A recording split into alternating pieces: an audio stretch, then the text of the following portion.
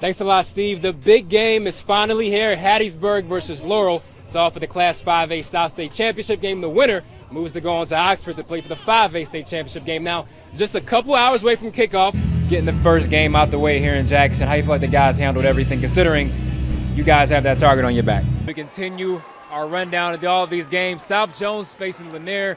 The South Jones fans wanted some love, so I'm going to give it to them. They got some extra airtime right here. Early bucket for Jones right here, but Lanier's Kelsey Neal with the tray. South Jones was in this game throughout it, but too much Lanier on this one. South Jones falls 49-46. This crowd got into it. The junior, Raheem Willis, they got crazy along the sideline. Everybody's jumping up and down. But I promise you, Raheem Willis, number 16, he finds his way into the end zone, taking it back for the touchdown for Hattiesburg. It wasn't Clinton Gym, but for the William Carey Crusaders, it didn't matter. It was basketball. Man, it feels real good just to get back here and be able to play the game that you love again after what happened.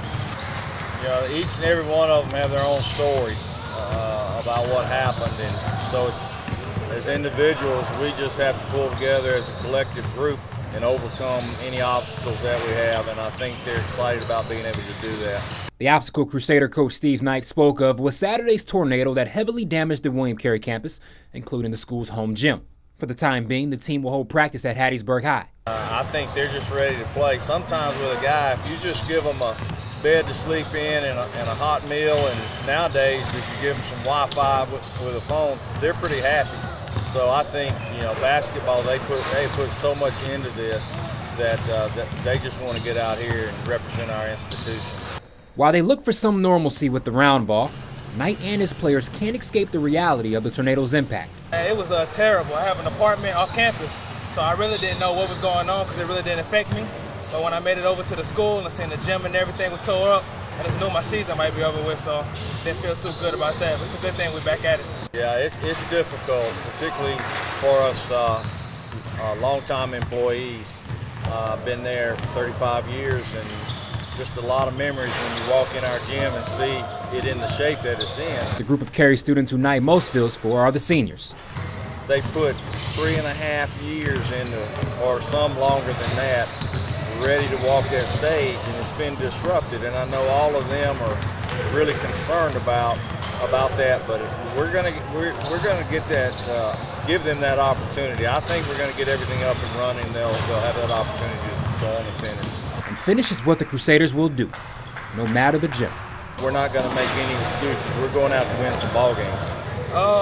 It's just the same thing. We're just playing basketball no matter what gym we're in. So I think we're still going to get it done. While most of the city of Laurel was probably still deep in sleep, the sound of sneakers squeaking filled the Laurel High gym. As you notice, it was still dark out when the tornadoes started warming up. Their session started at 4:30. Since he took over as head coach, Marcus Price has held these early grind sessions during school breaks. As a college athlete, I experienced many of these, and the first time that I had a 4:30 workout kind of blew my mind. So I wanted to make sure that we do everything we can to prepare our young men to go to college and be successful. For just about 5 hours, the Tornadoes went through grueling team and individual skills work. For Price and his players, there's no room for getting comfortable atop the Class 5A throne. You got to have the mindset to want to get better. You got to come prepared. But you know you got to get their work in to go back to state.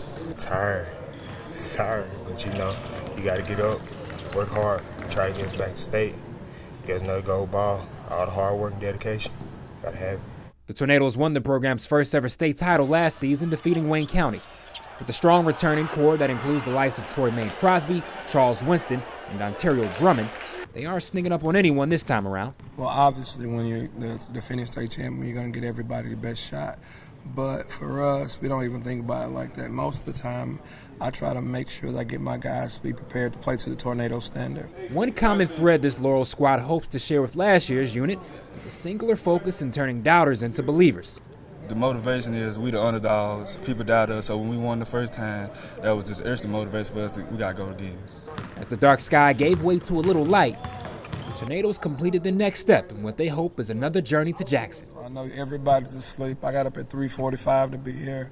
I told them I could still be asleep right now. But the thing is, if you want to do something great, you have to be willing to make sacrifices. So right now, I'm asking the team to sacrifice their time, sacrifice their body, so that we can put ourselves in a position to hopefully go back to Jackson and repeat the things that we did last year.